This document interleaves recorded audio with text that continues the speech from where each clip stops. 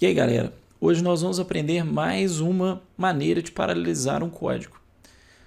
Essa maneira a gente chama de vetorização, que ao contrário das técnicas que a gente viu até o momento, ela não é MIND, ou seja, diferentes instruções em diferentes dados. Ela usa uma abordagem SIND, onde você tem uma única instrução aplicada a diferentes dados ao mesmo tempo. Então, por exemplo, nesse caso de adição de vetores aqui, você teria essa soma, uma instrução de soma aplicada a n elementos ao mesmo tempo, certo? Claro que n às vezes pode ser um número muito alto, então a gente geralmente tem uma instrução executada em 2, 4, 8 elementos ao mesmo tempo. Então vamos ver como é que isso aqui funciona. Então, um código aqui, né, sequencial mesmo, vamos olhar essa linha aqui. A gente tem geralmente o quê? A gente tem que fazer um load para o B, né? A gente tem que buscar ele da memória. A gente tem que fazer um outro load para o C. Depois a gente soma os dois, então a gente tem uma soma. E por último, a gente tem que fazer um store do resultado da soma onde? No vetor AI. Então a gente tem 4 instruções. Num programa sequencial, como que isso acontece? Isso acontece de forma sequencial, então você vai gastar uma unidade de tempo para fazer um load, depois o outro load, um add, um store. Então cada iteração do loop, você gasta o quê? 4 instruções aqui para serem feitas. Com a vetorização, o que é possível fazer? Ao invés da gente fazer isso aqui de forma sequencial, ou seja, um load de cada vez, um add de cada vez, a gente pode agrupar, por exemplo, essas iterações em grupos de 4 iterações, e aí a gente, ao invés de fazer um load, a gente vai fazer um load vetorial. Ou seja, a gente vai buscar na memória e jogar em registrador não um dado de cada vez. A gente vai pegar, por exemplo, a posição A0, A1, A2 e A3 e jogar no vetor. Então vamos ver como é que isso funciona. No seu processador, por exemplo, da Intel, você tem registradores vetoriais, que são registradores de 128 bits. Né? Então, se a gente pegar aqui, ó, a gente tem um cara de 128 bits. Esses registradores, né, no conjunto de instruções SSE2, eles são conhecidos como XMM, se vocês olharem o assembly dele. Então, no processador sequencial, o que vai acontecer? Mesmo que o seu dado seja de 32 bits, que é o comum aqui para um inteiro, você vai usar um registrador potencialmente de 128 bits para guardar um valor que tem apenas o quê? 32 bits. Então, é como se tivesse, por exemplo, um A0 só aqui. E você desperdiça o quê? Todo esse resto do seu registrador. Na realidade, isso é o que acontecia com os primeiros registradores, né, SIND, do conjunto de instruções SIND MMX, onde eram utilizados os próprios registradores de ponto flutuante. Então, se você estivesse trabalhando com um float ao invés de um double, você estaria desperdiçando parte desse registrador. Mas com o tempo isso foi mudado, e hoje esses registradores do SSE para frente, eles são registradores vetoriais separados, em que você pode você utiliza só quando você quer fazer operações vetoriais. Então, imagine só, se tivesse 3 registradores aqui vetoriais, né?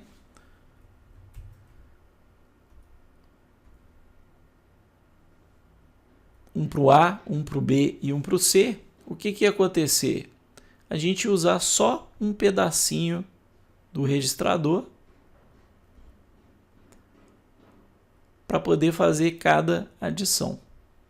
Então, a ideia da vetorização é justamente o seguinte: por que não usar esse espaço aqui desperdiçado na ULA para poder fazer mais de uma operação ao mesmo tempo? Então, ao invés de buscar o A0 primeiro, depois o A1, depois o A2, depois o A3, você usa uma operação vetorial, por exemplo, um load vetorial, e aí você vai buscar não só o A0, mas você vai buscar o A1, o A2 e o A3. Mesma coisa aqui. Você faz um outro load aqui, né? Na realidade, o A aqui a gente vai fazer um store no final, mas a gente poderia fazer um load aqui no B, e aí você ia ter B1, B2 e B3. E aqui você teria a mesma coisa. C0, C1, C2 e C3. Então, ao invés de gastar 4 instruções, a gente ia gastar um load para buscar esses 4 elementos, outro load vetorial para poder buscar esses 4. Aí depois a gente faria a soma desses 4 elementos ao mesmo tempo. Então a gente faria um ADD vetorial. E por último, a gente faria o quê? Um store aqui no próprio A, né? A gente ia pegar o resultado desse cara que estaria aqui nesse registrador e a gente faria um store vetorial. Ou seja, potencialmente esse código aqui poderia ficar o quê? 4 vezes mais rápido do que um código sequencial. Porque ao invés de fazer cada instrução, uma instrução de cada vez, a gente faz 4 instruções ao mesmo tempo. Então esse é o espírito da vetorização, certo? A gente utiliza registradores maiores, né, com mais bits, e ao invés da gente fazer uma instrução de cada vez, a gente agrupa esses dados, né, e faz a mesma operação em vários dados ao mesmo tempo, ou seja, SIND. Mas isso tem uma restrição, né? Isso não se aplica a todos os tipos de aplicação, né? Todo tipo de código. A gente tem uma restrição, por exemplo, que é a memória. Esses dados eles precisam estar o quê? Alinhados na memória, certo? Se esses dados forem saltados, não for 0, 1, 2, 3, se eu não consigo buscar todos os dados de uma vez na memória, eu não consigo, por exemplo, vetorizar. Certo? Eu poderia até pegar os dados que estão espalhados na memória e pegando um a um e alinhando ele. Só que geralmente o custo de fazer isso é maior, certo, do que eu já pegar e fazer ele sequencialmente mesmo. Então geralmente esses códigos não são vetorizados.